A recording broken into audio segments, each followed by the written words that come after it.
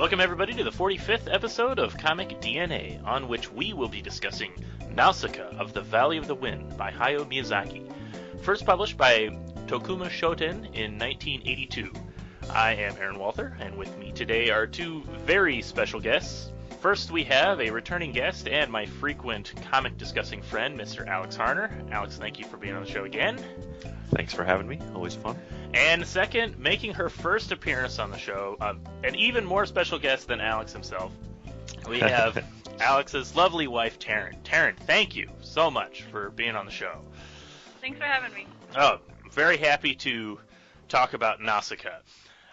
Now, I'm sure Nausicaa is something that a lot of people have probably heard of, being that it's a Studio Ghibli film. Now, I know it's not what I would consider like extremely popular in mainstream pop culture, but I think that certain segments of the geek populace are pretty familiar with Studio Ghibli. Absolutely. Yeah. And so, but for anybody who's not aware of it, I'm just going to give a brief description of what the comic and the story is about. So, Nausicaa is a blend of science fiction and fantasy coming together to create a post-apocalyptic story about the titular Nausicaa, the princess of a small kingdom stuck in the middle of a great war between two larger kingdoms and the environmental disasters threatening the entire planet. Now, even just from that description, I think you could probably tell that this comic is pure, unbridled Miyazaki. It's got a wonderful lead female character, a strong anti-war and pro-environmentalism message. There are lots of intricately designed flying vehicles. There's even a creepy, amorphous spiritual being of nihilistic evil. It's got everything that you've ever seen in a Miyazaki film. I would go so far as to say that this is his magnum opus. It's certainly the longest comic work that he's ever produced. And it was adapted into a film, which is largely considered the first Studio Ghibli film, which was actually made before they founded Studio Ghibli.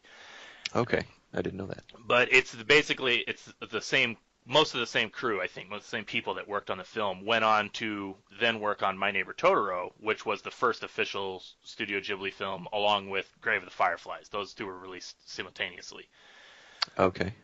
And so Miyazaki, as I'm just discussing here, Miyazaki has produced and directed at least like 24 animated films, all of which I would say, have a level of craft and skill beyond many of his peers. He is known for many of his famous films, including the aforementioned My Neighbor Totoro, Princess Mononoke, Spirited Away, Kiki's Delivery Service, just to name a few. But I would say that everything Miyazaki has ever wanted to say in any of his stories is all contained in the epic 1,000-page manga Nausicaa of the Valley of the Wind.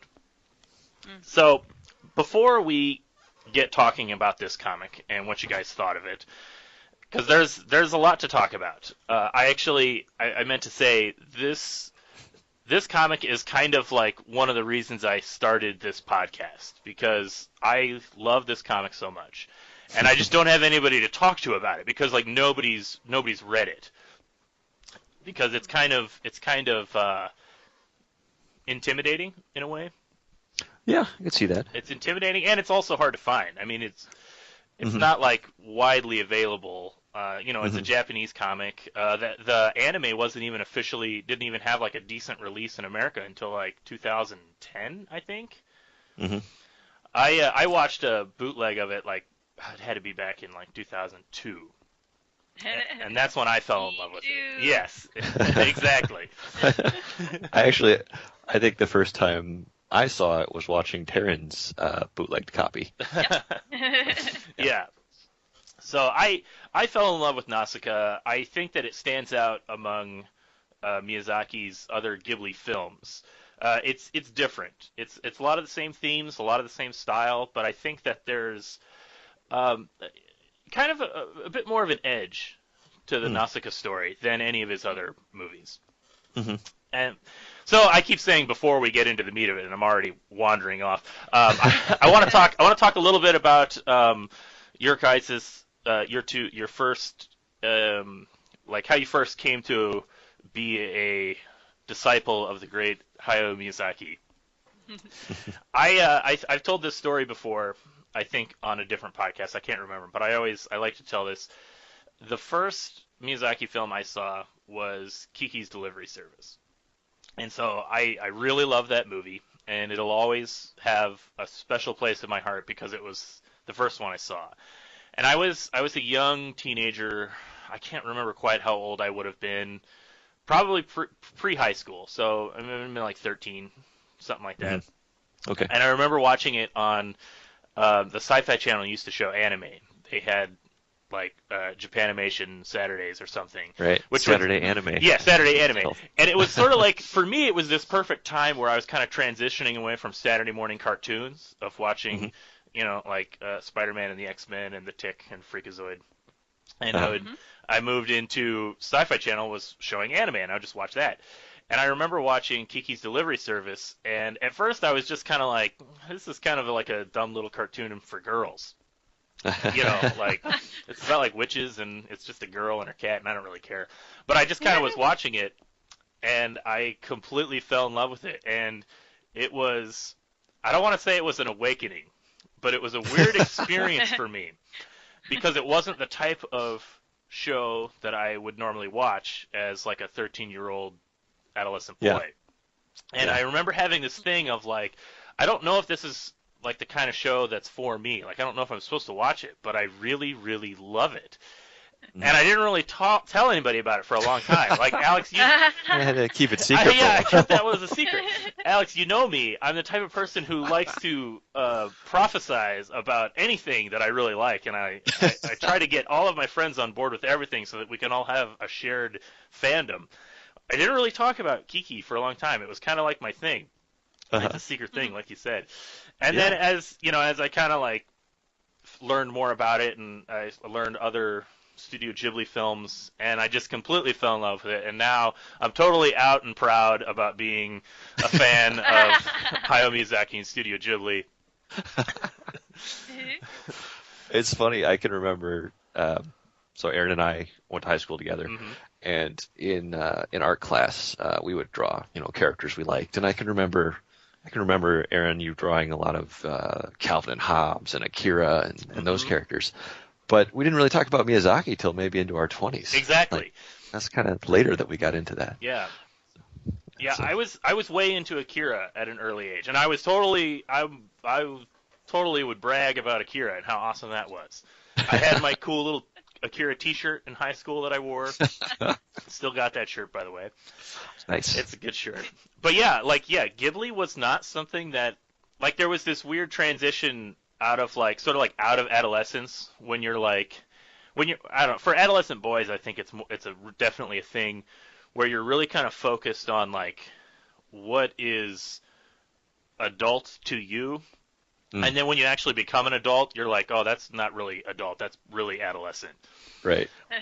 You're trying really hard to show how like tough you are. Exactly, yeah. It's important to like things that are like mature and grown up and you just end up reading a lot of Spawn comics. But I kid Spawn. Oh, Spawn. But anyways, so that is kind of the story of me and Studio Ghibli, and I wonder how similar that is for other people. Alex, do you remember the first Ghibli film you saw? I think the first one I saw was Princess Mononoke. That would make sense, yeah. Yeah, and that was kind of a big release, kind of when there was the big anime manga in the United States. And at the time, I was impressed by the animation and the depth of it, but I wasn't really crazy about it. There were other cartoons I liked more, and it really wasn't until probably my mid-20s that I started to kind of delve into more of Miyazaki's library. So it took me a while to find Miyazaki stuff and really fall in love with it. Mm-hmm. Yeah, actually, it was kind of similar to me. Princess Mononoke was the film that kind of connected me to, like, when that one came out, that one was like, I was into that. It had like samurai style. The main character, like it had two main characters. Like there was Princess Mononoke, but then the main character was also the the young man. So Ashitaka. yeah, exactly. Thank you. I couldn't think of his name. So, but Mononoke also had like a little bit of an edge to it compared to like Kiki or Totoro. Yeah. Totally. And that's what drew me to it. And I was like, as a kid, I'm like, okay, this is cool to like. And then when I realized that it was from the same guy who did Kiki, I was just that's sort of like when I say an awakening, it was sort of like this like realization where I'm like, oh, okay, like the same guy can make both these movies and they can both be good. They don't have to be the same thing. Start to realize there's like a quality that transcends just sweet swords fights and heads getting chopped off. Exactly. It's like, wait, this could be stories can tell like any kind of story. Exactly. Yeah. Exactly. Yeah. So, Taryn, Alex and I have blathered on about us talking about Studio Ghibli, but what's your Studio Ghibli story? Like, how long have you been a fan of Hayao Miyazaki? Well, the first one I saw was also Princess Mononoke. Mm-hmm. I think that when I watched that movie, I was very much caught up in things like Sailor Moon and Dragon Ball Z and other things that were also being shown on TV. Mm-hmm. And I was almost more fond of the more serial shows, the ones that I can tune in every weekday, rather than this movie. It was more like the feature-length film. It made it a little more serious, and it told a different sort of story. And I think where I was at in high school, I kind of preferred the more lighthearted stuff. And I had never seen Totoro. I hadn't seen Kiki. So my first introduction was Princess Mononoke. And I think you're right. It was heavy. It was more heavy than the anime I was used to. And especially because I also came from a cartoon, like a Saturday morning cartoon kind of a watching habit. And I wasn't accustomed to an animated film tackling such heavy and kind of grim topics. It's almost like it didn't compute. And I don't think I liked it. I liked watching it, but I don't think I clicked into it as much as I did later on, like in college. And then the one that I really latched onto was Spirited Away. Yes. And that's when I was like, this is legit stuff. Like, there's something really good going on here. It's such a different sort of story. It's a story I've never really heard before. It's like it was so much more unexpected and unpredictable than any American sort of like script. And that's what really made me kind of be like, all right, I'm into this. It's good stuff. Yes, I agree. Spirited Away is another film that sort of pushed Miyazaki and Studio Ghibli kind of further into the like mainstream American pop culture, and I think kind of got more people into what was going on. Definitely. So when was the first time you watched the Nausicaa film in like relation to other Studio Ghibli films? For me, it was pretty late. It was one of the. I'd seen several of his other films before I watched Nausicaa. Mm-hmm. Because in the same way that the manga is kind of hard to get a hold of, the anime was also, or the movie was also hard to get a hold of. I'd actually say it's probably harder to get a hold of. Yeah, so that's hence the bootlegged copy, and then watching it, of course, on a proper DVD was kind of mind blowing. It was so much better, but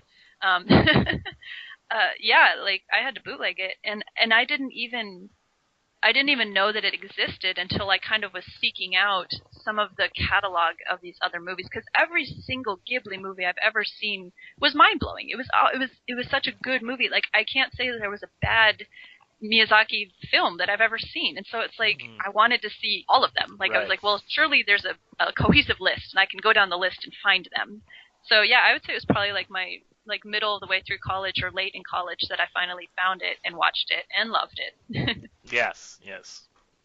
Alex, about the same time for you? I think maybe, now that I'm thinking harder about it, we definitely watched it in Paul's basement.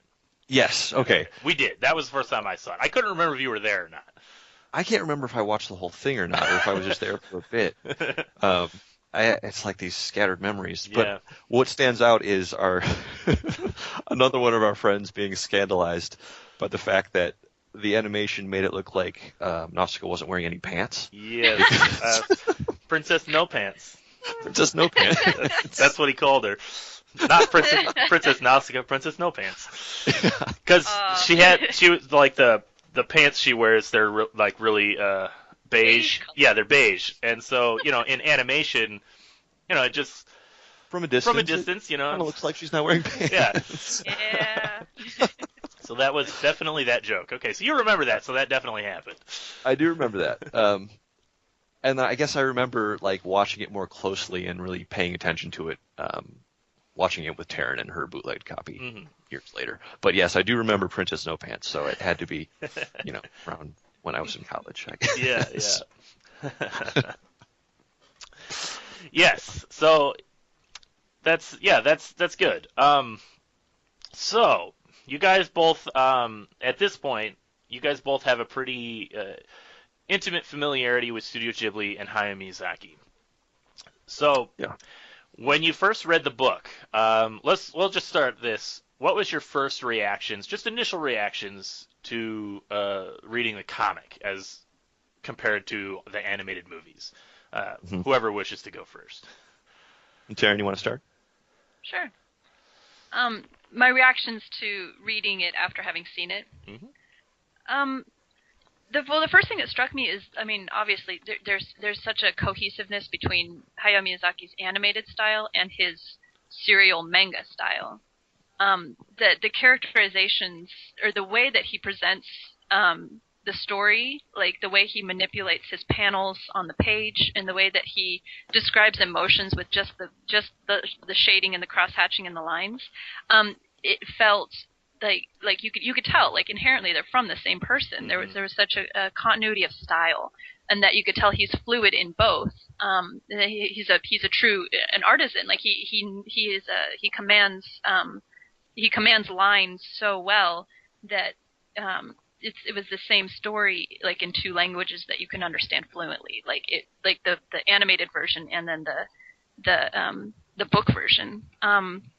I loved the manga though, because it's like you could tell in watching the movie that there was so much there.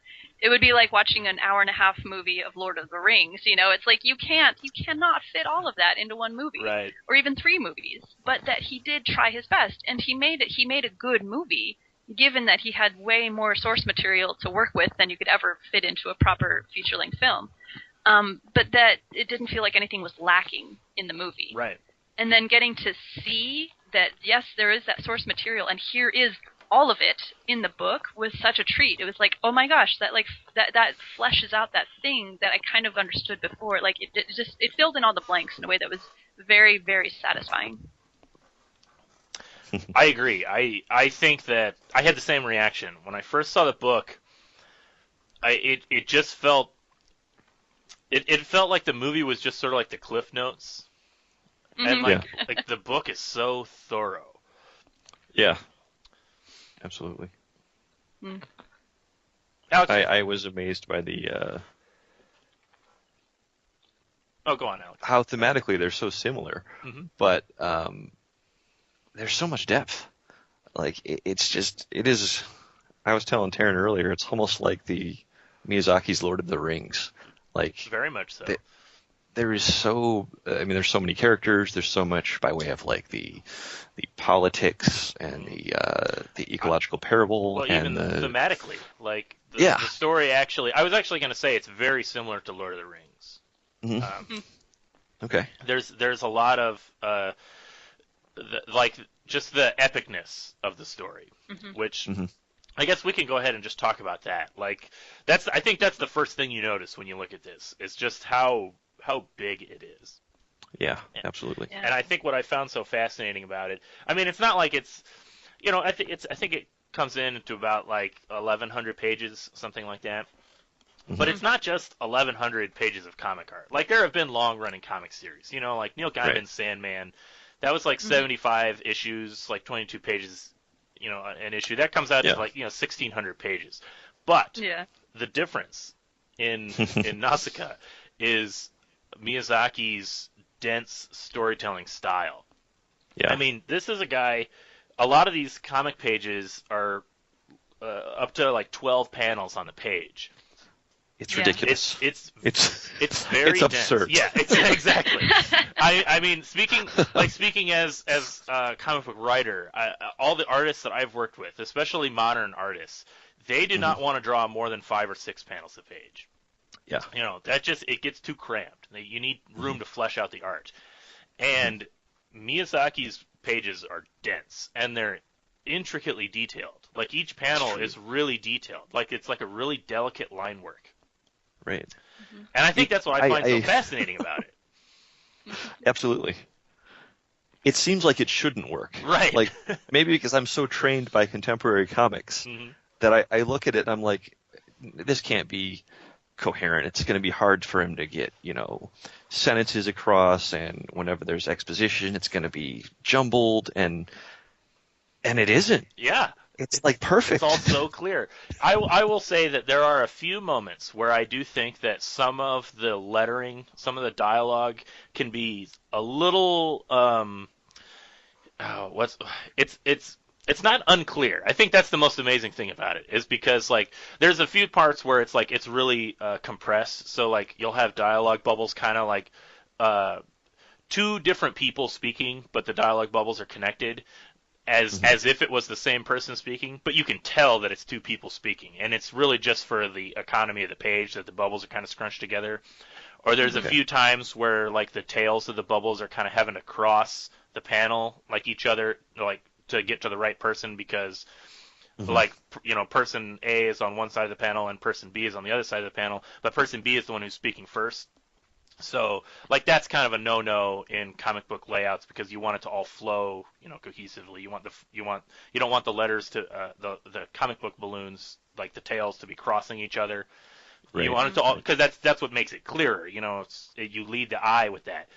But his book, it still reads really clear. There's a few parts where it gets a little compressed, but I don't think I never found it to be confusing. Yeah. Relative to the total number of pages, the number of areas that are maybe a little bit scrunched together are few and far between. Oh yeah, I would almost say relative to the number of pages, it's an insignificant number. Yeah. Yeah. It's pretty darn impressive. Yeah. As I'm flipping through it, I mean, kind of reviewing again, because I read it's been a few months since I read it. But as I'm flipping through, I stopped on this one page because he does squeeze. There's like 8 panels on this one page I'm looking at, and it's where Nausicaa is riding on the back of the little emu bird, her little Kai. Bird. Yeah, Kai. She's riding on Kai's back, and there's a moment where it's leapt up into the air. They're like flying in the air, and the negative space is perfect. It like captures this moment of the person looking up at her as she's like flying over his head, and it's completely, it's such a sparse panel, but every single other panel on the page is completely filled with like action lines and cross hatching, and like everything else is so dense. But that one moment, like it's sort of like you can see, it's almost like it goes in slow-mo, because it is just. There's like so much negative space on this tiny little portion of the page that it makes that panel, like, it balances all the rest of the denseness. And I think that kind of is a small example of what it is he's doing that works so well, is that he doesn't use negative space very often, to noticeable effect. I mean, obviously he's using it throughout, but when he does make a point to leave a fair amount of negative space, it makes a very heightened dramatic effect when he does, because everything else is so dense. And I think that also is what makes it cinematic. It gives it that kind of it almost like gives it like a film quality, because it changes how you react to that particular panel. Yes, I agree. And again, that's just another example of what I find so fascinating about this book. His page layouts are so beautiful. Like, they're all so well balanced. And like I said, there's a lot of line work on the page. Like you were saying, Sharon, there's a lot of line work on the pages. But it's like his lines are very delicate and precise. And what I find kind of fascinating, like what you just said about how it makes it seem really cinematic, it does. The story feels really cinematic, despite the fact that there are like between 8 and 12 panels on each page. In American It's comics, so funny. yeah, in American, It's so funny. it's so weird. It seems counterintuitive because in American comics, when they do the cinema style America comics, they have 3 panels on a page, and they just have it's called the widescreen comics, popularized by Warren Ellis and Mark Miller. And kind of the early 2000s, and that's where they would do these comics that were like 3 or 4 panels a page, no more than 4. No sound effects. It's all just kind of like it's dramatic angles, but the point of it is to make each panel basically look like a movie screen. So it's mostly, they call it widescreen comics because it's mostly just like 3 or 4 wide panels across the page, and that does give it a cinematic effect because you're getting all these big, beautiful, all this space to draw all these big intricate panels of stuff happening.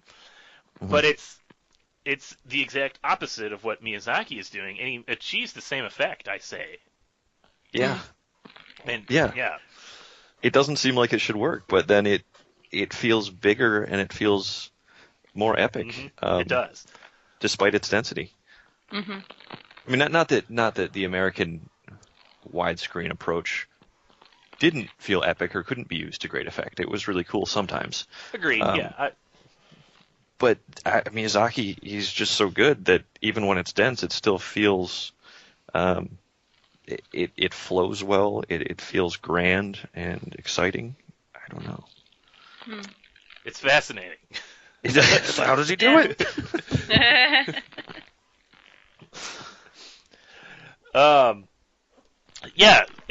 It is fascinating. Another, just kind of like going along with, we keep talking about how epic this is.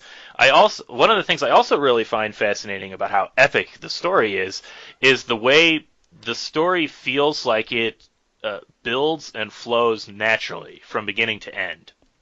Like, as opposed to, for I'm just going to keep going back to Sandman just as as an example of like a long-running epic story. It's a great comic. Maybe we'll talk about it on the podcast someday. But it's still like, it reads differently than Nausicaa. Like a book like Sandman or other American comics, it feels very segmented up into the issues inside of the story arcs. And Nausicaa, although it is split into 7 chapters, it really just feels like one long continuous story. Even some of the chapters feel just kind of like arbitrary chapter breaks. Like there's just the last panel of the page, and then the next page is the next chapter starts, a blank page, chapter 7. And then the next page, it just picks up exactly where the previous panel. You didn't even need a chapter break there. It could have just been the same scene, Right. There's a few situations like that in this book. And I think that also kind of contributes to this really dense feeling and the epic feeling of the story, is that it's so continuous and so thorough. Yeah. It feels really well planned and intentional. Yeah. It doesn't feel like, you see this in all serialized comics. Sure. But there's a lot of really long-running manga series that it feels very serialized. Like the author was making money, so he kept adding to it. Right. It just keeps going. And, yeah, it can be good, bad, whatever. It can work out well. I think, I kind of like an example, I think, of what I'm talking about. You could look at Dragon Ball, which is a very popular long-running series. And you kind of look at, like, early Dragon Ball, and it doesn't really feel like the later Dragon Ball, what it kind of morphed into.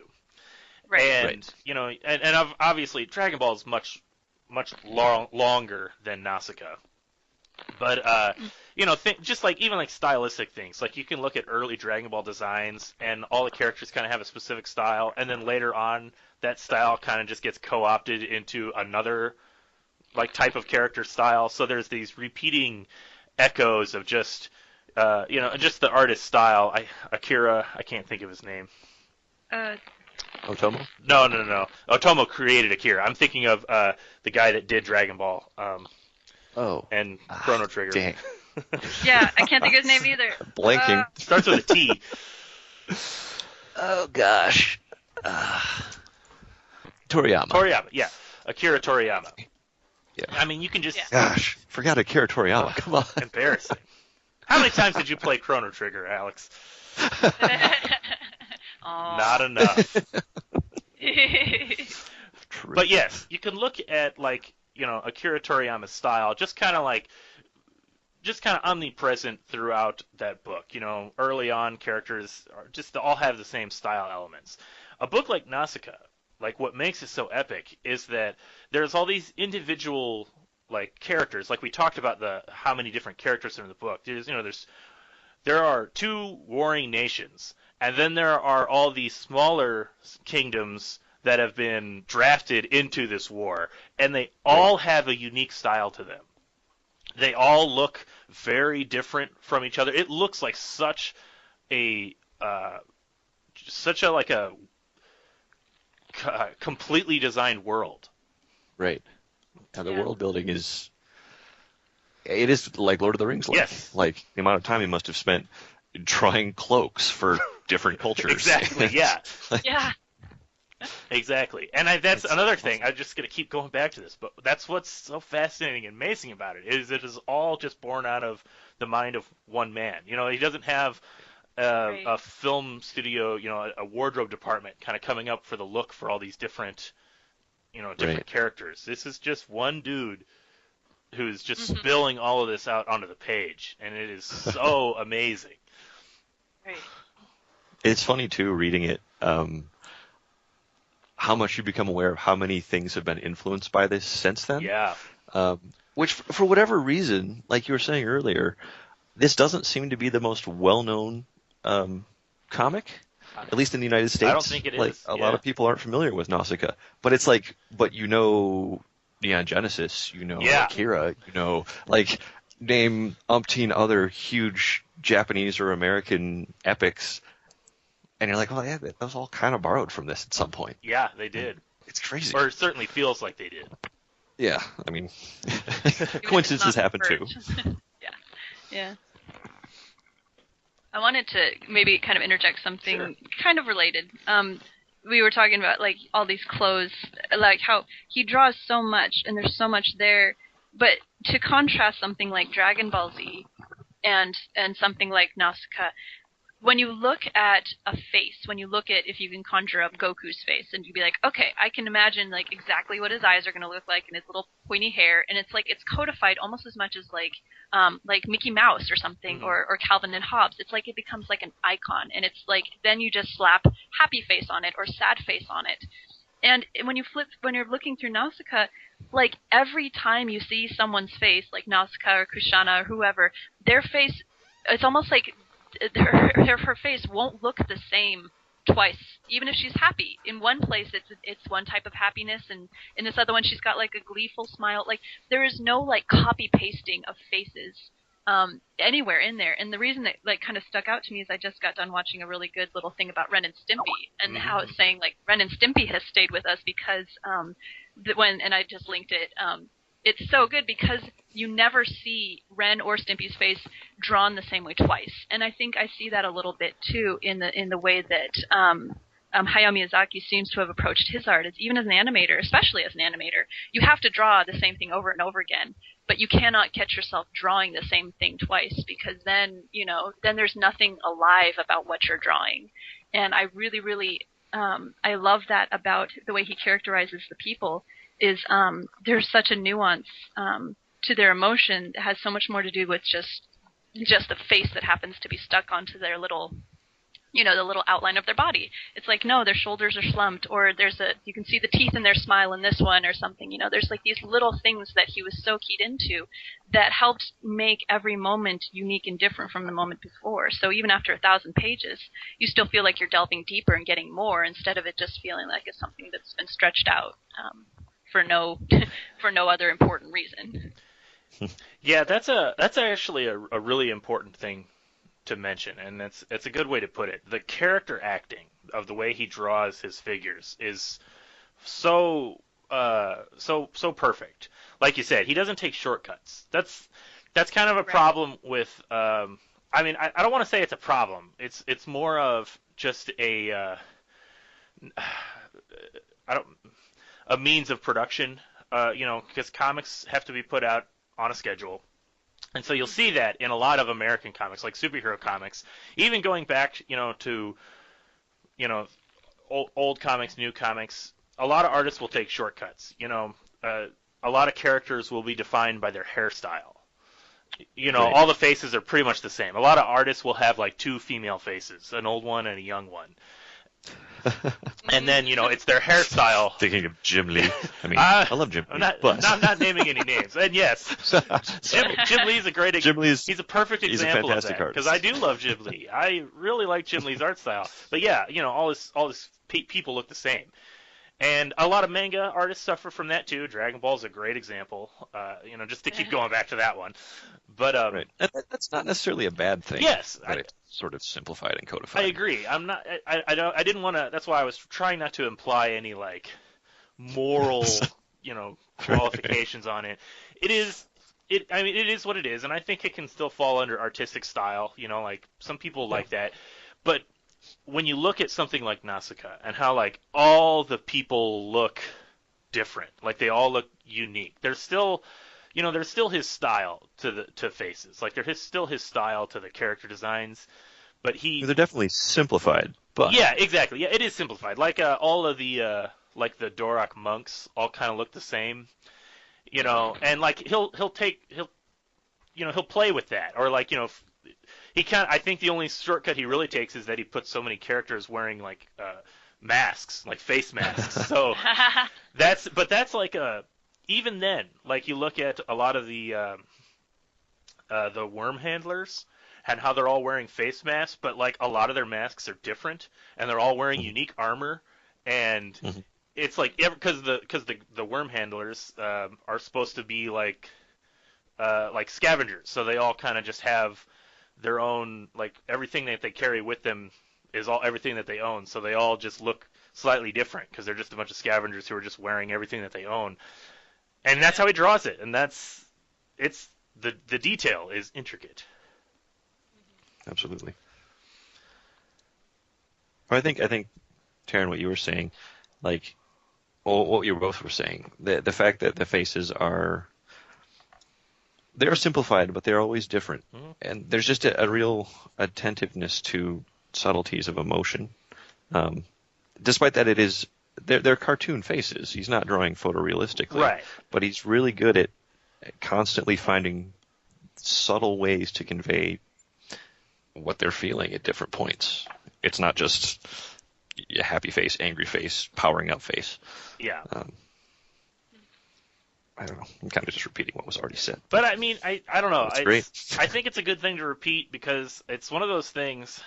It's why it's a masterpiece. Like I talk about stuff like that. Like that's the detail that's put into it. That's why it's a masterpiece, and that's why I would say that I find it artistically better than comics that don't have that. I'm not saying there's anything wrong with comics that don't have that, but I can appreciate the time, effort, and skill put into something that does have that attention to detail.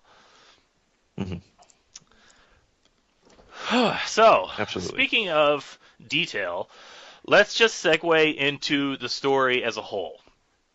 Okay. Because, let's see. So the movie was basically like what? The first like 200 pages? I've got it right here. Something like that. Like 200 to 300 pages maybe. Mm-hmm. Yeah. So if that. Yeah, if that. Yeah. So and then it goes on for another like 800-900 pages, and to compare this to another kind of a long manga series, Akira, which also has a perfect movie adapted from it. Mm-hmm. Whereas Akira feels like the first so many pages of the story, probably like the first like 200 pages, and like the movie just kind of follows that really closely, and then they just put the ending on there. Mm-hmm. What I find so fascinating about Nausicaa, like when I reread Akira, I was kind of like, okay, this part's all the movie, except now it didn't end. Now it just kind of like keeps going and going and going, and then we have the ending. And then like similar to the ending that was in the movie. Like they just like snipped out the last like 2/3 of the story for the movie. I think what I found so fascinating about Nausicaa, as somebody who was a big fan of the movie, was that the story follows the movie pretty much almost exactly. Like there's characters are compressed into a lot of it has to be shortened and pruned for cleanliness of the film storytelling, because they just don't have the room to like get into the details. I mean, heck, the movie, they have the Toromekian Empire that drafts the Nausicaa and the Valley of the Wind into their war, but they never even talk about the Dorok Empire, the other army that they're fighting. That all just kind of gets like pushed into the Pejite or the Pejiti. Right. The Pejite. Yeah. And they sort of kind of become the enemies that the Toromekians are fighting, when in reality that was such a small part of the story in the comic. Right. Right. But kind of what I'm getting at is so a lot of it is kind of compressed, and some of the characters are moved around to fit the needs of the story. What I found so fascinating about the comic was that the story followed that and then just kept growing and growing and growing into its own thing. Mm-hmm. Like it didn't feel. I'm trying to think of the way I would put this. Like it felt like you could watch the movie, and if you liked that, you could just pick up the comic and read through it and just get the rest of the story. It didn't feel like they just kind of like cut out a bunch of stuff until it got to the ending. It felt like you haven't even seen the ending, because the ending, the true ending to the story, is the one that's in the comic, not in the movie. Yeah. Yeah. I feel like I think it's interesting, the comparison to Akira, because they're both these huge epic works that have a shortened movie made of them. And I don't want to talk about Akira too much today. We'll save that for a different podcast. That'd be a great one for a later podcast. Absolutely. I think we all love Akira.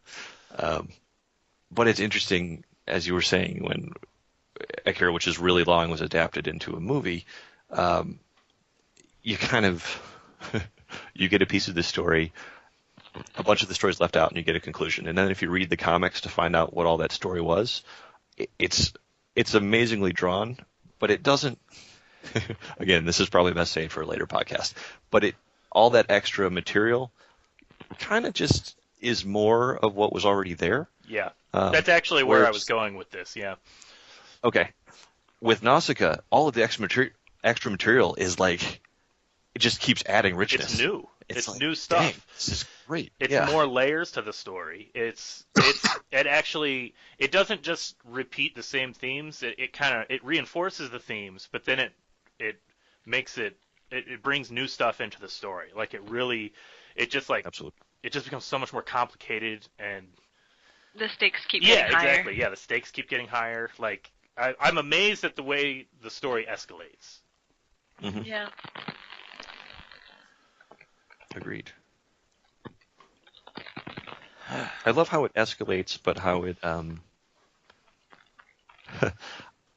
Sorry, give me a second to compose my thoughts. That's all right. Go ahead. I create a lot of pauses here. It's easy to pick Miyazaki's some of the big themes that come up repeatedly in his works and be like, oh well, he really likes nature and he's against war. Mm-hmm. But Nausicaa, it adds so much depth to those what could be relatively simple themes or one-liners. Yeah. I don't feel like I'm getting some kind of throwaway hippie feel-good message. I feel like he's really delving into some deep stuff. And though the final takeaway might be simple, it feels like you have to work hard to get there, and that it's worth it because he's considering something thoroughly instead of just giving you a sort of easy, peace and love message or something. I agree completely. I think that's another one of the reasons I love this work so much is, there are a few places where, depending on how you read the comic, it might seem a little heavy-handed. Like there are a few times, where Nausicaa kind of has this humanity is the real pollution on Earth. There's a few moments of that, but it's like you're saying, Alex. It's so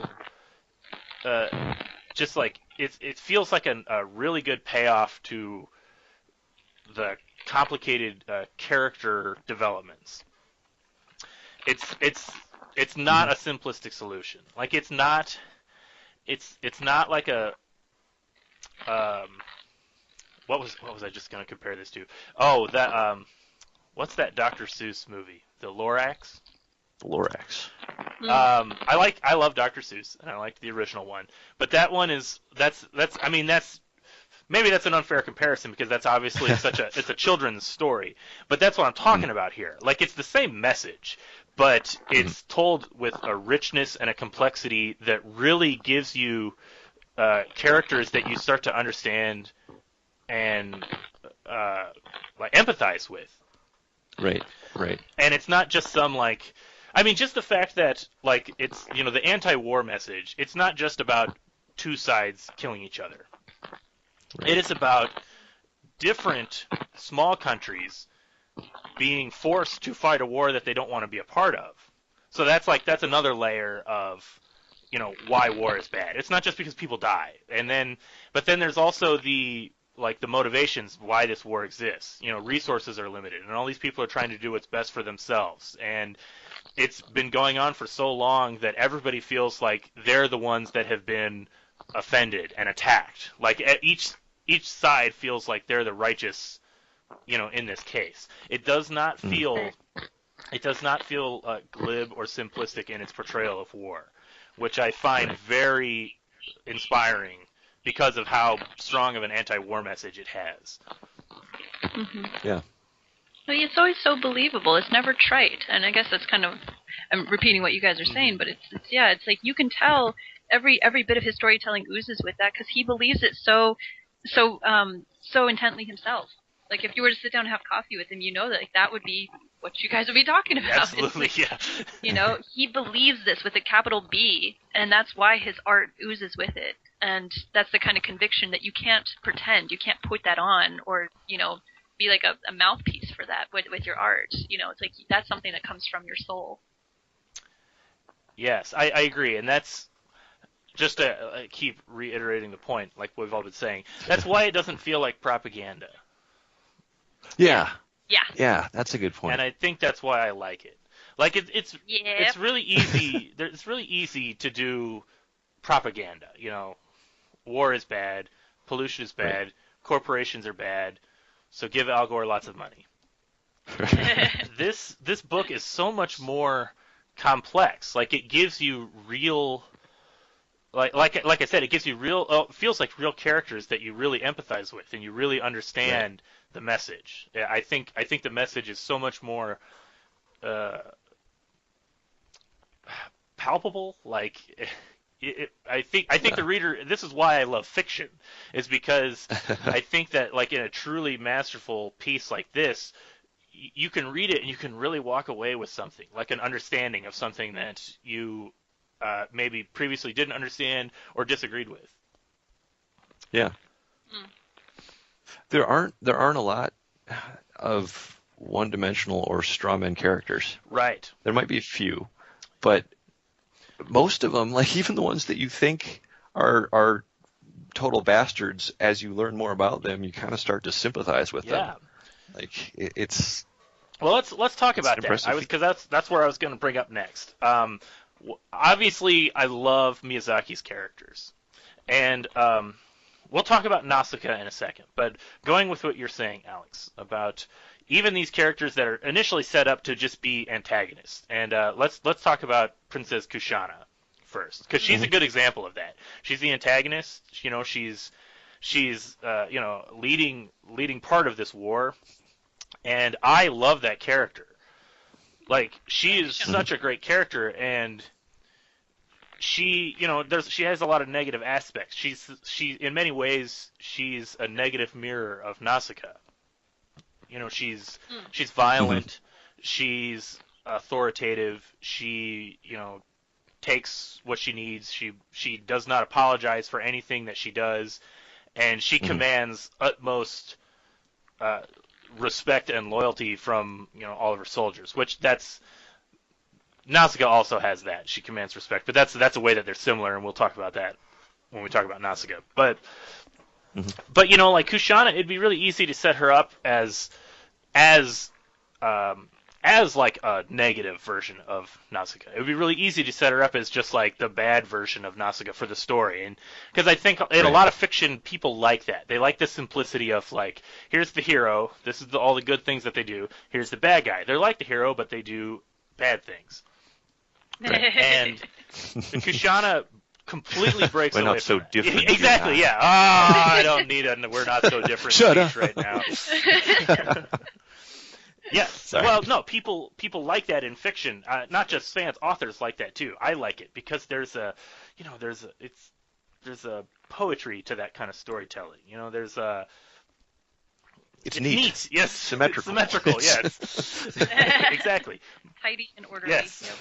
But that is not what Kushana is. She's a really honorable character in many ways. And I mean, she ends up like she sheds her like antagonist role.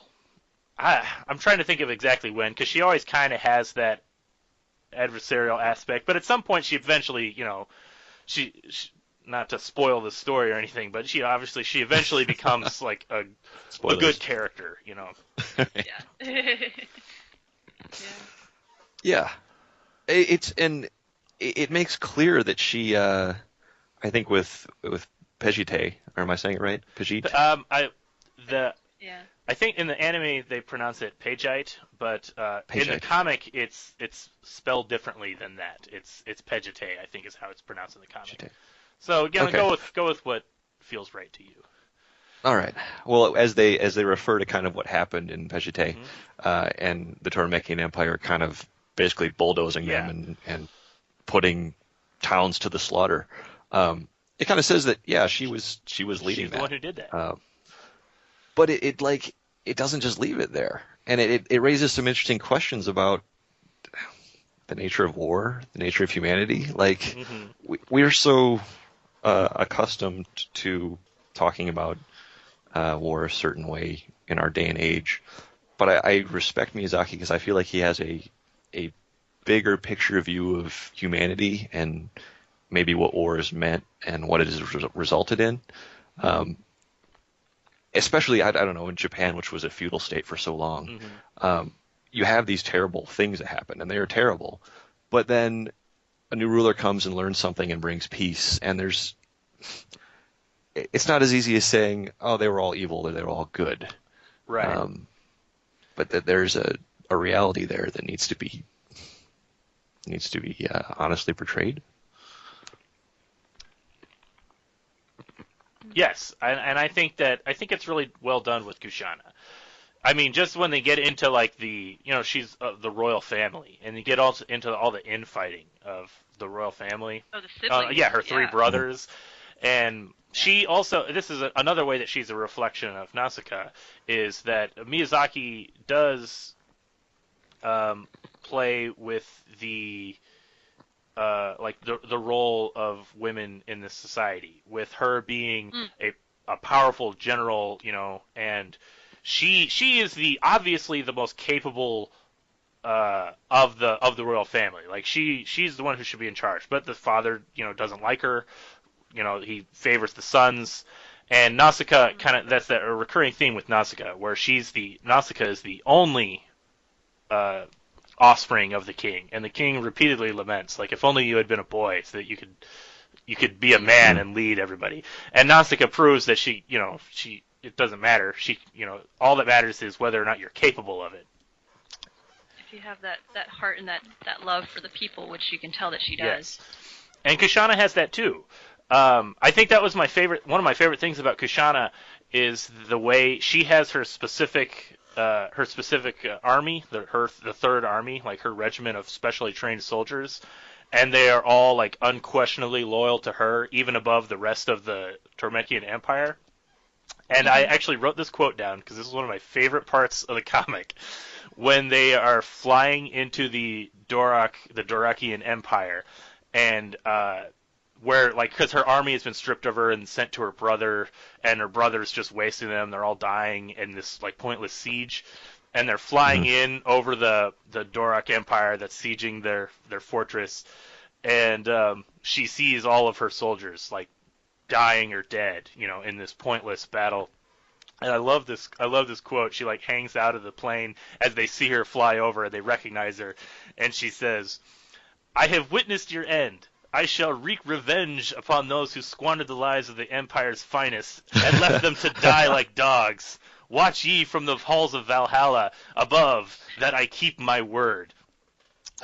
I love that quote. It's so great. It's such a good warrior speech. It's a warrior speech. Right? But she is a character of conviction.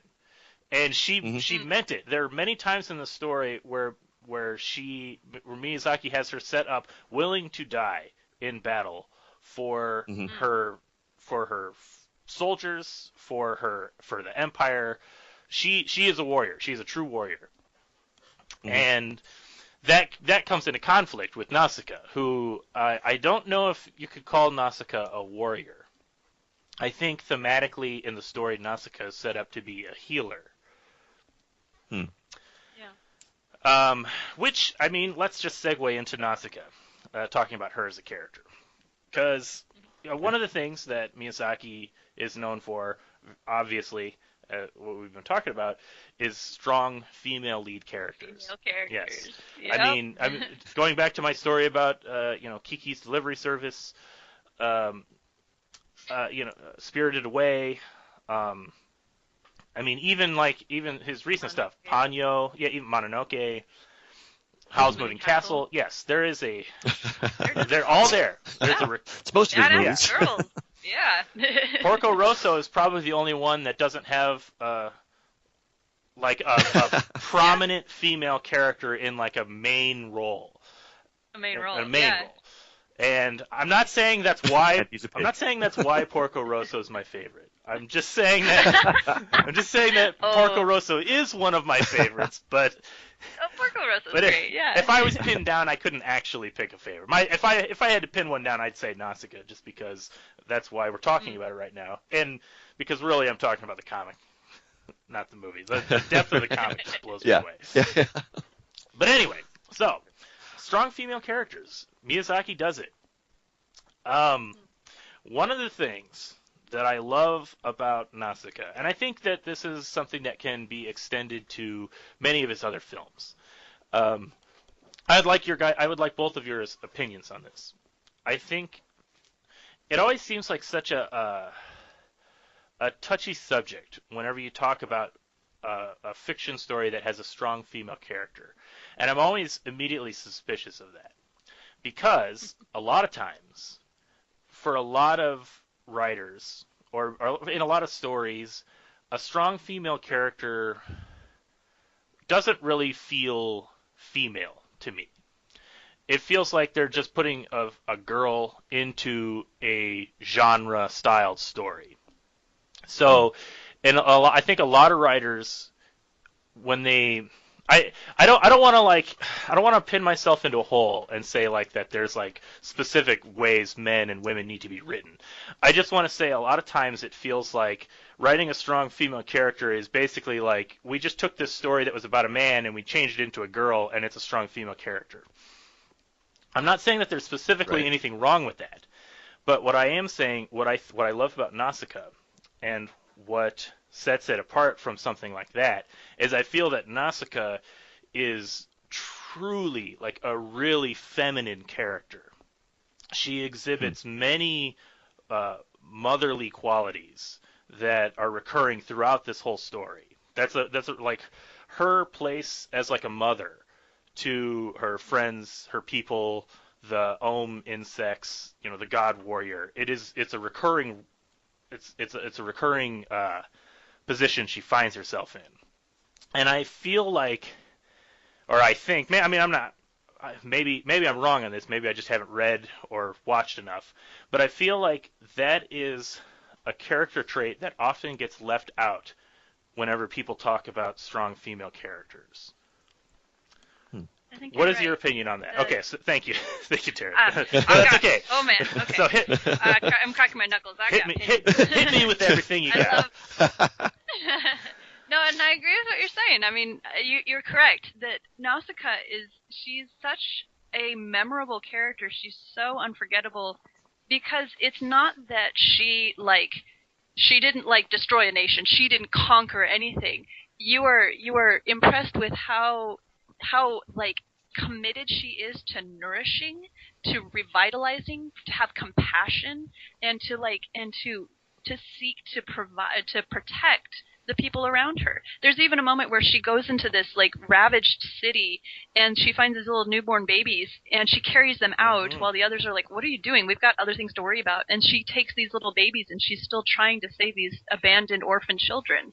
Because even in the moments where she's most put upon to save the world, she doesn't forget, it's almost like her prime directive is you care for people in need and you try to heal and restore and you do not destroy or neglect, and that's it's programmed into her because it colors every action that she takes. And I think that action is the key in making her character so great. It is not what she says, it is what she does. And also, it's not who she is with or who she is connected to, but how she reacts to people and situations around her.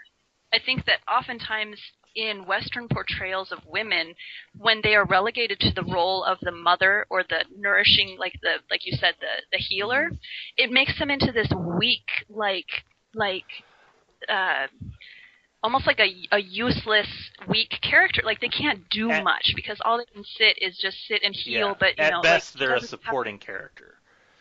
Yeah, exactly. But for her, it's hers is a very active thing. She is put upon in all these different situations, and she reacts to them always with that sense of who is it that needs to be cared for? Who am I trying to protect? Who am I fighting for right now? Mm-hmm. But fighting for her, it means it's not to destroy other things, because even in these moments where she is being mentally attacked by the Dorok, the brothers that are they're spiritual nebulous evil forces that are invading her brain. Even then, she doesn't lash out in hatred, but there's a pity and a sadness there that they are creatures so much in need of healing that her heart hurts for them. And so it's she almost becomes a godlike character in that her love is so all encompassing. She never reacts out of hatred. And it's so astounding because it is so unlike almost any other character that you'll find. There's always a breaking point where they start to be no, I can't handle this, or I can't stand that. This thing needs to go, or I'm going to attack that thing. But for her, it's always to cherish and always to protect. And she's one of my favorite literary characters of all time, and I think that's why. I agree. She's mine too. Honestly, I exactly going with what you're saying, and I think there are a lot of specific examples in the book that kind of back up. I really loved the example you said about her finding the babies, but that's kind of an obvious one. The woman sees the child and she wants to save him. But there's another great moment that I really liked when she's sort of prisoner of the Tolmekians, and they find the the abandoned village, and there's the bug and the spore in the well, and they realize that all the miasma is going to come up, and so they have to escape really quickly, and one of the guys gets a bad dose of the spores, and she saves his life, basically. She gives him mouth to mouth, he starts spitting out blood, and she takes it into her own mouth and clears his passages. And that scene is really well done.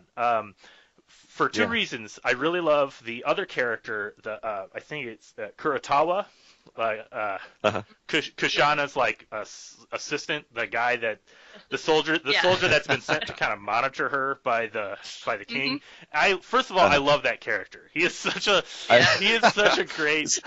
He's such a great conniving little guy, but he's. Oh, he totally. What's I told Taryn this yesterday. I was like, I love Kurotawa. Yeah. I don't know why. He's so great because he's such a jerk. He's terrible, and he pretty much will just follow anybody that is clearly in charge. But he has a purpose, and he's sort of Miyazaki does a really good job of making him a believable guy. He is a guy who looks out for number one. He looks out for himself. and he's really good at doing that, about playing people against each other, but at the same time, like, he doesn't really have any respect by anybody. He's not without noble qualities. Yeah, though. he's not without noble qualities. It's just this is how he's learned to survive, kind of a thing. Right. Not to turn it into a Kurosawa conversation. That's perfectly fine, because this is an example of what I'm talking about. That scene is so good, where Nausicaa is saving this guy's life, and Kurosawa is like, oh, we can't let the men get attached to this, this guy. Otherwise, we've got other things to worry. This is war. We've got other things to worry about. So he starts giving this speech about, oh, so-and-so's loss is a noble loss that we will all have to absorb. Right, and he's in the middle of this big pompous speech about how everybody needs to get back to work, and just like, we all feel bad for this dying guy. And Nausicaa's like, no, he didn't die. He's alive. And everybody's cheering, and they're all in awe. And that's the moment where you see, like, this is why people like Nausicaa. The characters all love Nausicaa, and she sacrificed herself to save that other character's life. She exposed herself to the poisons of the toxic, and that's an action that the other characters were reacting to, and they were inspired, and they were awed by that, and that's what made people like Nausicaa, as opposed to Kurosawa, who was doing everything he could to just, like, let the guy die so they could forget about him and move on. Right. I really like that scene. That's a great scene. Right. Yeah. But there's another great scene that kind of reinforces what I'm talking about, of, like, how I really like that Nausicaa is a strong female character without... It feels real, I guess, is where I'm going with this. She feels like a real person. And it's near the end of the book, when she has her little gaggle of worm handlers, who they all worship her. They think she's a deity because, right, obviously we don't have time to go through the whole story, but I mean, she's been kind of rebirthed, and the worm handlers, like, hold her in awe. And so they've got this special group of worm handlers that are following her around, and they'll do anything she says. And she treats them as equals, of course, which they don't know how to react to that, like, because they just want to treat her like a goddess. And there's the scene where they're running to the city where the big what is it? What do they call that? The crypt. Thank you, Alex. Yes. It was almost a pyramid. It wasn't quite a pyramid, though. It's pyramid-like. Pyramid-like. It has many pyramid-like qualities. But yes, so they're going to the crypt, and she's riding on, not Kai, it's the other one, Kui. I'm not sure how it's pronounced, because there's the two of the horse claws. She's on the horse claw, yeah. And the rest of them are running, and she's given orders, and she's telling them, keep pace. If somebody gets tired, you ride on the horse claw and I'll run. And they're all running, but there's a really great scene where they have to get there, like, something's happening, so they got to move faster. So she tells them all to put all their weapons on the horse claw so that they can all run. I really liked that scene, how she's able to keep up with them. Like, she's able to lead them, but the implication earlier in that scene is that, like, the guys are, like, telling her not to run. She needs to ride because she's not a man. She doesn't have the physical strength of these men to run along. And there's sort of this acceptance and this understanding that, she is a female and she's going to do everything she can, but the story feels like a real representation of these what am I thinking here? Just like a real representation of like the physical attributes of male and female. And I think part of my complaint, the only reason I'm going off on this, is because I feel like in a lot of fiction, it's a trope. It's such a trope. I roll my eyes all the time whenever they want to show that a girl is just as good as a man. They have her just do something exactly the same as a man, and that, I don't know, it just becomes such an easy shortcut to just like portray that this woman is just as capable. But I think I really like this scene because it portrays the differences while still showing her as capable, I guess is what I'm saying. Acknowledging that women have strength, it just doesn't always look the same as. Yeah, I guess that's the really simplistic, easy to understand thing I was trying to say. It was verbal processing. Yes, You were I was, through it yeah, and then I was. summed it up. Yeah. But I guess that all just kind of goes back to what I'm saying. I really like Nausicaa because as she's a strong female character, but she feels like really well written, really thoroughly realized, and as we've been saying, she feels really feminine. Like she feels like a real true female hero. She doesn't feel like a girl who's been transplanted into a male's heroic journey arc. Yeah. That's a good way to put it. Yeah. I like too that she's very she has an idealized, like as Taryn put it, almost goddess-like quality. But she's not perfect. And there are points where I can't remember if this is the movie, the comic, or both. Mm-hmm. She says things like, I'm afraid of the strength inside me. Yes. And I think it's at the very beginning of the comic when she meets the soldiers in the field, and she basically duels the guy, kills him, but they don't even know he's dead yet. Yeah. And it happens really fast, such that it's not like, oh, look at this, like, badass warrior princess. Just get like it's very like subtle, and Yupa gets involved, and then you find out like, oh wow, like she was actually kind of scary there. Yes. But then she's always fighting that to follow the stronger, better side of her heart, I guess. But it's not just a simple, again, one-dimensional character, despite the fact that she's very good and very much an exemplar. Mm-hmm.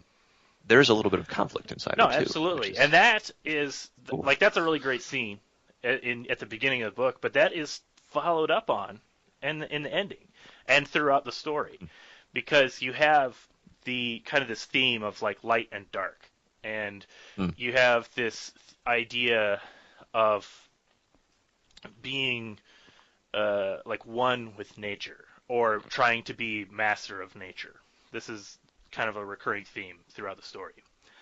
And you have all the scenes with the dead Holy Emperor, who's a psychic, and he's trying to find her so that he can kill her and drag her into the abyss.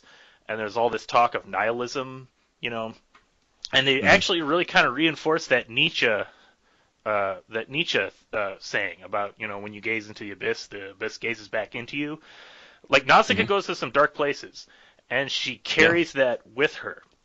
And actually, I feel like that is so satisfyingly like dealt with in the climax and like the big ending, where she she's talking basically to like the gods of light. Like, she's already sort of like vanquished the gods of dark, and then she also denies she rebukes the gods of light. And there's sort of this like big individualistic stand of it's not one or the other. We're all people, and we're going to figure this out ourselves. And there's that really great quote where the character says, I almost got to find it. He says something about like the darkness, and he says you're a child of the light, like you can be light. And her response to that is, life is the light that shines in the darkness. And that that of course is just like a nice little representation of a lot of Buddhist philosophy, and just the idea of yin and yang. You can't have light, you can't have darkness without light, and you can't have light without darkness. And I just thought it was really, like, really well done. Yeah, I think that to think of like the takeaway, if there even is just one takeaway. Yeah, there are so many layers. But one of the main things is, like when it comes down to it, it's also kind of like what you see in the novel 1984, is that there will never be a time where you can remove one element and have everything. Like you can never get like something be permanent. Like human nature is basically like defined by our changing status and like seeking for more and having to make do with less. Like it's constantly in that state of flux. And like these scientists before, the 7 Days War in the Nausicaa, like they were trying to preserve it and be like, well, we'll come back into a time when it'll all be good again and we can, and then we'll be on top again and it'll be good someday. But then it's like, you can't engineer these circumstances, because in the intervening time, like new humans will come and say, we will be the ones that will be on top when the new day comes. And there's always just these factions. And I think it is a nod to that feudal history of Japan, where it's like everyone will always fight. There will always come a time when a new power will rise that will try to take the power away from the other power, and no one ever wins. And the only way to win that is to like be at peace with each other and stop trying to fight for everything. And I think that's like Nausicaa's characters is the example. Like this is how you can try to aspire to live, so that we don't always thirst for that power and thirst for the war and the death that are like subsequent byproducts of that thirst for power. Yeah, I agree completely. Yeah, that's really well put. Yeah, I think you summed it up well. That's what she ultimately stands up against is another attempt at control by humans, right? That's the remnants of the old society that has basically made themselves the gods of light, if you will. She's saying this is just another attempt to control things. Right. No different than any of the kingdoms that are currently fighting each other for control. Yeah, it's always somebody trying to fight for control to subjugate everybody else. Mm-hmm. Yeah, I love this comic. It's really good. I mean, it speaks to me. Yeah. It does seem like one of those things. I'm in the process of rereading Lord of the Rings right now, and I try to reread it every few years, because it's sort of like it's a true masterpiece, or like you said, it's like the defining work of an artist, when it's something that you can revisit years later, and there is more than you ever remember there being what the last time you encountered it or read it. Like there's always more. There's always something deeper. You're like, wow, I didn't even notice that, or oh my gosh, like the way that they did this particular thing, like it's so striking. And like that's the sign of a masterwork, is that as it gets older, for you, like historically, but also just like for personal like enjoyment, it's always more than it was the last time you read it. And I love that about Nausicaa too, that it's true for that. Yes, I agree completely. So one of the other, I think, big aspects of this book that we've touched on it, but we haven't really talked about it, is the environmentalism message. I guess we haven't really talked about like the setting. I said it's a post-apocalyptic setting, but it's a setting where the planet is nearly overrun by this toxic fungus mold forest that humans cannot survive in, and only giant insects can survive. And I don't think it's too shocking that Hayao Miyazaki, who was born in the middle of World War II Japan, would grow up to write an epic story about the dangers of war and using biological, man-made Armageddon devices that can wipe out and poison the earth as weapons. I just can't say that I'm shocked by that. Like, where did that come from? Right. That they all look like mushrooms. Yes. Well, that's such a thing. Yes, it's mushrooms. And even because there is actually two analogs for the atomic bomb. The Sea of Corruption, the fungus forest. That is, a biological weapon that renders the land uninhabitable. But there's also the God Warrior. And we haven't really talked about the God Warrior as a character. But the God Warrior was the ultimate weapon who had sentience, which was meant to be... I mean, he describes himself as the arbitrator, and his job is to bring an end to all wars, which is essentially just by killing everybody. Can't fight if there's no one left. But that's another like obvious analog for the atomic bomb, and like the when he attacks the crypt, and you just see it's literally just a big mushroom cloud, like Right. They're looking off in the distance and they're like, oh, there's a big mushroom cloud. I think that's the God Warrior. So he's up to something. That little rascal. But there are there's a lot of analogs to like the dangers of the dangers, like it's what I think what it kind of like my train of thought went all over the place. What I like about Nausicaa is that it's not just an environmentalism message. It's not just like we have to take care of Earth because it's the only one we got. That is a message, but it's intricately tied to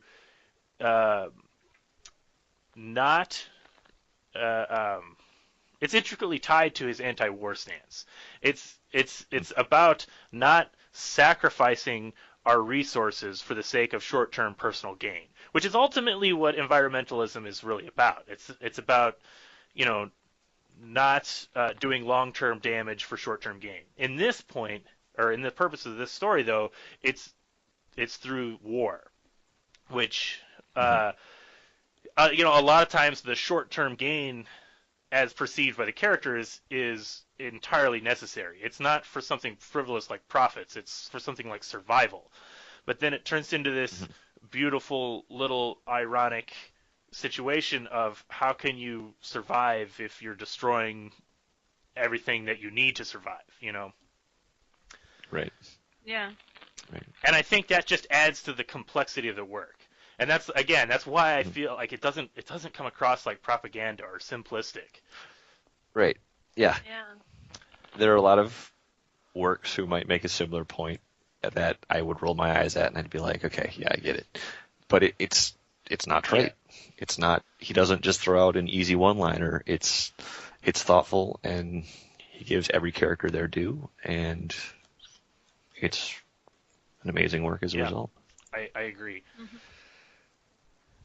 So, for all of these reasons that we've discussed, that's why Nausicaa of the Valley of the Wind is actually one of my favorite works of comics ever produced. Like, I can actually say I would put this on my list of like masterpieces. Yeah. Yeah.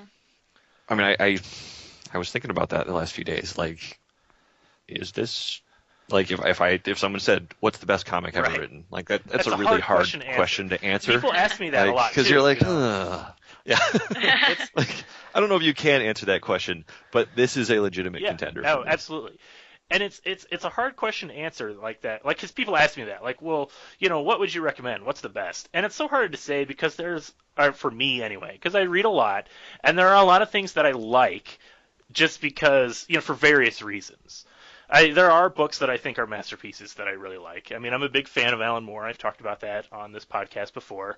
I would say that Watchmen is a masterpiece, but Nausicaa, that's absolutely a comics masterpiece. And I guess what kind of makes me even more like fervently fanish of it. That was a bad sentence.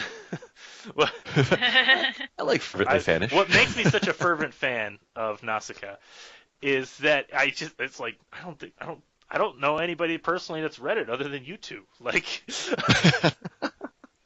Right? Like, everyone needs to read it. Why hasn't everyone read it? I really think that this is an underappreciated work. Now, I know you will be able to find... Listeners, do you hear this? Read this book. Read it, man. You will be able to find plenty of people heaping accolades onto this book. You know what I mean? Professional publications... This book is lauded as a masterpiece. But it's not a book that I ever hear in, just the comics conversation as a whole. And... I think that's because, I don't know, there's still kind of this weird divide between manga and comics, you know. I'm sure a lot of people in the manga crowd know Nausicaa, but even then, you know, I'm sure most of them are too busy reading, I don't know. I don't know what the kids are into these days. Death Note, is that still a thing? Attack on Titan, yes. I don't know. Yeah. But even when I talk about manga, like, I hear people talk about Akira. I hear people talk about Ghost in the Shell. I'm a big fan of both of those. You know, I like a lot of Masamune Shiro's works. You know, Appleseed. I hear people talk about that. I've never really heard people talk about Nausicaa, and it baffles me. Maybe I'm just hanging out with the wrong people.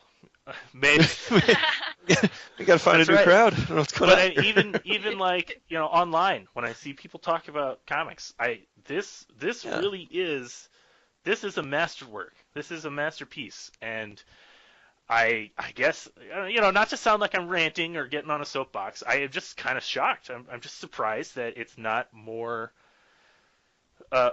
widely understood.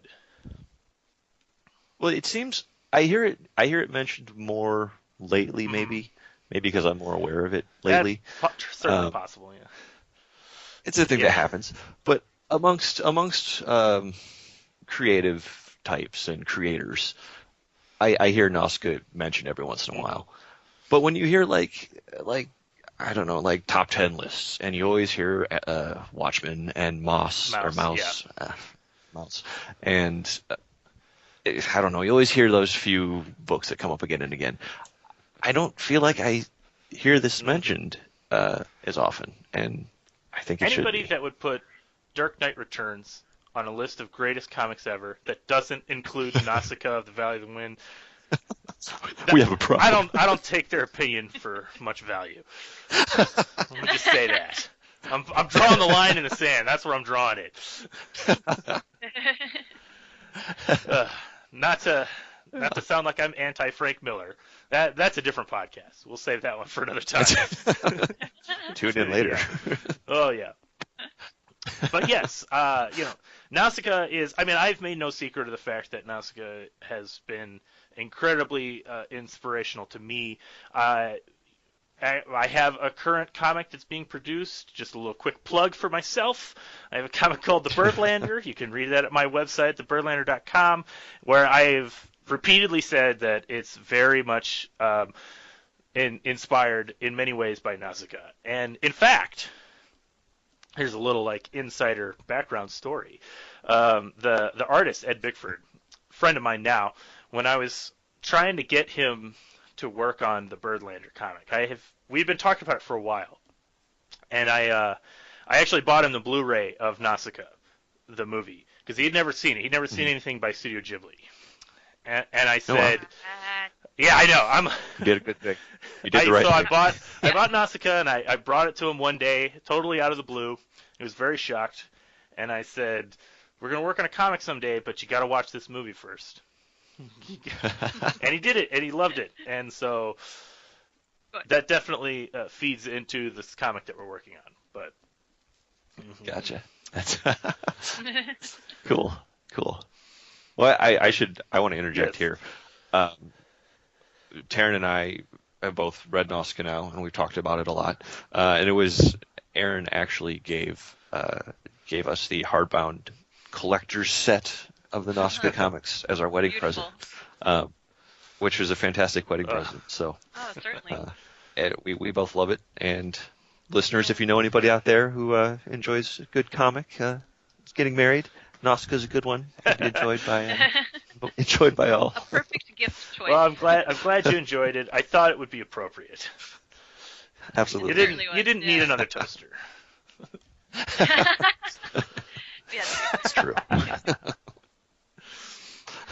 See, this is how I get people to read the books that I like. I just buy them for them. I just... It puts the imperative. It's like, exactly. Right there. Like, the only thing stopping you is you. I have to guilt Alex into reading a lot of things because I'm like, it was a gift. Don't you feel bad for not reading it? I've noticed this as time has gone on. I'm like, there's another one. You got some building stories you got to read. You got some, you got some things that are waiting to be read, and now I've started reading them before he gets to them because I am curious. That's and not I always read true. faster than he does. So you might be getting a package. Dan Clowes is releasing a new book in a few weeks, and it looks really good. I haven't read it yet, but I have it ordered. It'll be sent to me. Love looking at that one. Yeah, cool. I'm pretty excited for it. But anyway, it's a bit of a digression. But so, what a great discussion about Nausicaa. I love this comic. What a great comic. I'm very glad you guys were on the show, both of you. Do you have any final thoughts about the book? Anything you want to touch on that we didn't talk about? Any? If you haven't read it or watched it, do both. Do it now. Absolutely. The movie and the novel, or the graphic novel. We didn't really talk about Mobius at all, and how this influenced Mobius or Mobius influenced this. And honestly, I'm probably not. I need to do a little more homework on that to have that conversation. But I find it interesting, the sort of early '80s sci-fi aesthetic that Miyazaki and Mobius kind of share. Yes, I agree. They both actually have there's a similarity in their style, in their line work. Their figures are clearly a little different. Miyazaki certainly is employing I don't want to call it a traditional Japanese manga style, but he in his figures especially, his figures are definitely more traditional Japanese figures, comic figures. But and Mobius certainly has more of the European figures, but in their landscapes, in the richness, it's the landscapes, in the richness of the worlds that they create, and I think in their line work, in the way they draw their worlds, I think there's a big crossover there. Mm-hmm.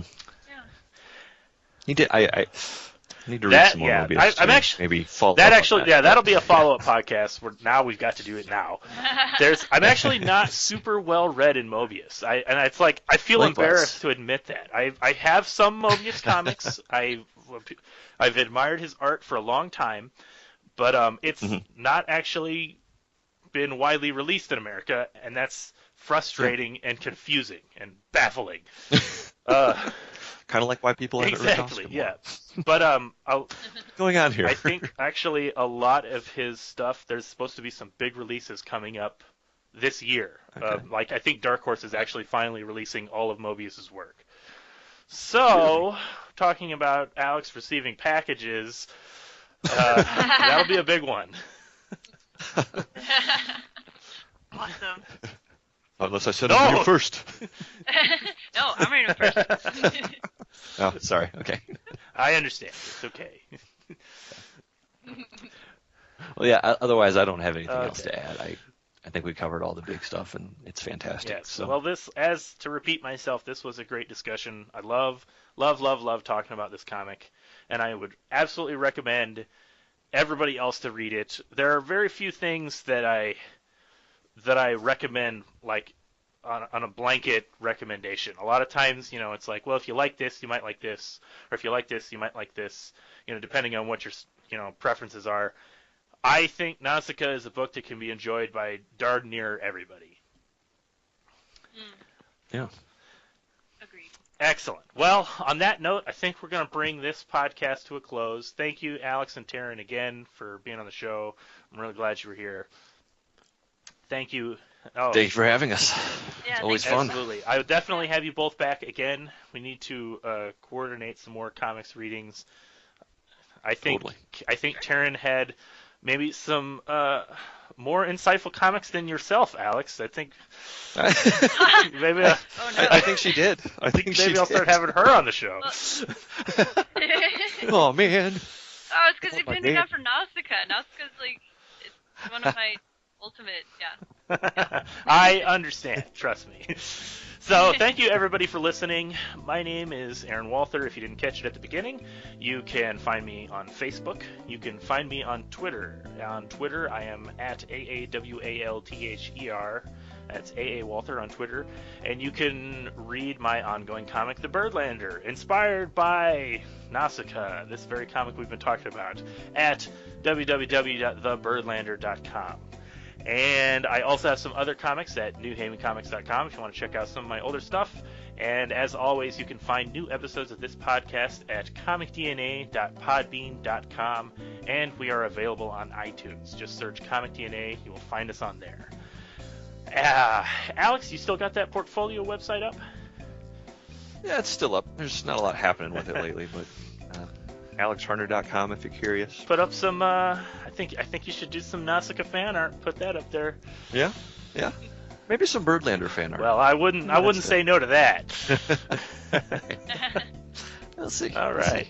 Taryn, did you have any contact info you want to put out there for weirdos on the internet? Well, for all the weirdos out there. No, I have. I do paintings mostly. I have a website. It's at taryntrousdale.com. It's kind of a collection of paintings I've done over the last few years. More abstract, but with roots and inspired by various anime and manga throughout the years, including the Nausicaa that we spoke of today. That's fantastic. You know, I feel really guilty now. I did not mention it at the beginning of the show when I should have. But Taryn, you are also an artist, as would be implied by the fact that you have a website full of paintings. Well, I didn't say it about Alex either. Listeners of the show probably. I've mentioned Alex's art credentials before, but yes, Taryn is also a great artist. So yes, TarynTrousdale.com. Excellent work. Well, or I should say, excellent. Just excellent. So, all around excellence. I think that's going to do it for us, everybody. Thank you for listening, and we will see you all next time.